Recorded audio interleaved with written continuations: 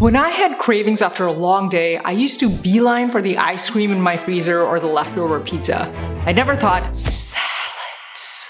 Our brains seem wired to crave junk food and sweets. And while their composition does mess with our brain chemistry, we have more control over our cravings than we might think. I discovered 3 slippery slopes that would tip my brain into helplessly craving junk food and sweets. So I took these 3 points and flipped them into Clarity Guardrails, which over time became stronger and stronger to the point that my brain hardly ever craves junk food and sweets now. Put your detective hat on and try to spot the 3 slippery slopes in this story. When I was losing weight, I'd wake up with just enough time to get to work before my first meeting. So my entire breakfast consisted of grabbing a banana on my way out. I figured the fewer the meals, the less I eat, so it's a win-win. And then unsurprisingly, within a few hours, I'd be hungry. Head to the vending machine and get a tea and nuts to tide me to lunch. Lunch rolls around, and finally my first proper meal in the cafeteria. I'd go for salads, but sometimes the specials for the day were calling my name. I try to keep the ratio 3 to 4 days salads, at most 1 to 2 days specials. This way on average, I would still be eating less. Then between lunch and dinner, I'd start feeling the need to eat again. So I'd grab some nuts or maybe some string cheese, nothing too big because I'm losing weight. I'm also only pounding down 0-calorie soda the whole time. Finally, I get home exhausted and eat a home-cooked meal. But then as the night keeps going, I'm craving some of the chocolate in the pantry.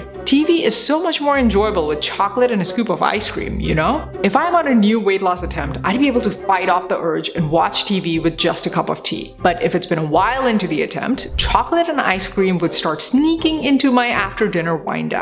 At first, I'd think, I'll just have a little bit. But then it would snowball until I'm back into the eating habits I've always had, completely off the wagon. I'd be good the whole day, but the nighttime cravings were what always got me. So every new attempt, I try to battle my nighttime cravings by finding substitutes like low-calorie ice cream or hiding junk and sweets at the back of the cupboard, but I'd fail each time. The problem was that while nighttime craving is a slippery slope, it's the last one, and inevitable if the 2 earlier slippery slopes are not addressed. Did you spot the 2 earlier slippery slopes in the story? If you guessed cooking more of my meals or intermittent fasting or cutting carbs or adding exercise or any specific diet, then it's none of those. The first slippery slope was not fueling my body properly throughout the day, which made my hunger and cravings roll together into a monster at night. Think of cravings like an elephant and hunger as the rider of that elephant. The elephant is harder to control than the rider, but if I also don't have a good relationship with the rider, I can't control either and will get trampled. There are 2 clarity guardrails I put in place to form a good relationship with the rider, aka my hunger. 1, remember how I was pounding down soda all day long? Turns out our bodies indicate the need for water as hunger at first. It's only when we are severely dehydrated that we start feeling thirsty, and soda does not help as much as water here. So the many times between meals when I was quote-unquote hungry, what I needed to do was drink water instead of snacking. Once I started drinking more water, the number of times I felt the need to eat reduced, but I still kept getting hungry between meals, especially 2 to 3 hours after lunch. I researched how to stop this and found testimonials from people doing paleo saying that their hunger had reduced drastically. So I tried paleo, it worked, but I really like rice and bread. I fell off paleo in 3 weeks, but surprising side benefit. Those 3 weeks had trained me to become better at finding protein because I had to replace my normal rice, bread, and pasta with something else. So even after I stopped doing paleo, I kept up with eating 1 palm-sized amount of protein 4 times a day, and voila. The gaps between my hunger pangs became the normal 3.5 to 4 hours after eating. Just these 2 guardrails got my hunger under control, and I found that my nighttime cravings reduced from daily to every 2 to 3 days. And even on days when I was craving my favorite ice cream, the urge wasn't as crazy because the rider of my elephant was sane. This got me to lose many pounds for many weeks until my weight loss stalled. I realized that while I had reduced indulging in after-dinner snacking, it now needed to be reduced even more if I wanted to continue losing weight. I needed to also tame the elephant, which led me to slippery slope number 2.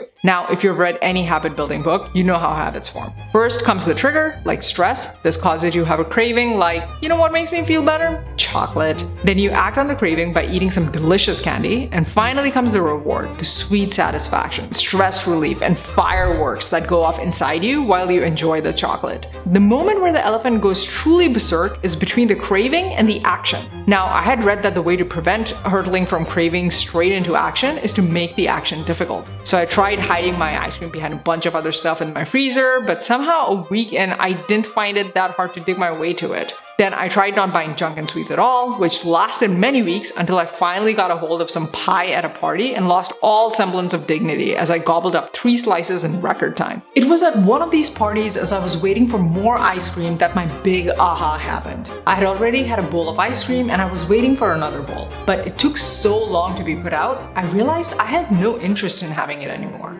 This shocked me. What had changed?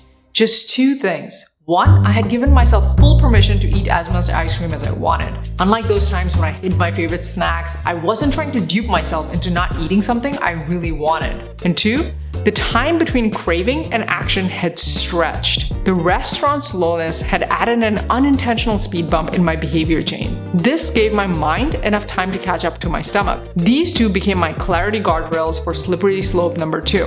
From then onward, I gave myself full permission to eat whatever I wanted, as long as I went over a speed bump first. Some of my favorites were drinking water after every bite, making the first plate a small salad before any meal, and jotting down my thoughts before I ate my craved ice cream. My weight loss resumed once I got these in place and kept going for another 2 months before it stalled again. Because while the speed bumps and permission had reduced my cravings and the amount I ate even more, I was still indulging more than I should twice a week on, you guessed it, the weekends. The last slippery slope is the slipperiest of them all because it required me to move up the habit chain and address the craving directly. I knew from watching my friends that when faced with, say, stress, they didn't experience the same cravings as me, namely lunging for food.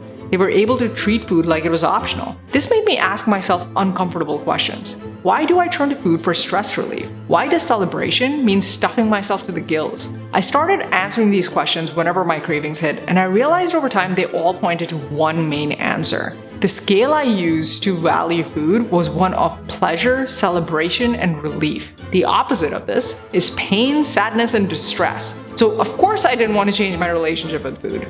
I finally made sense to myself. From then on, whenever I watched my friends eat, I asked myself, what scale are they using to value food? And over time, I realized it all pointed to one scale.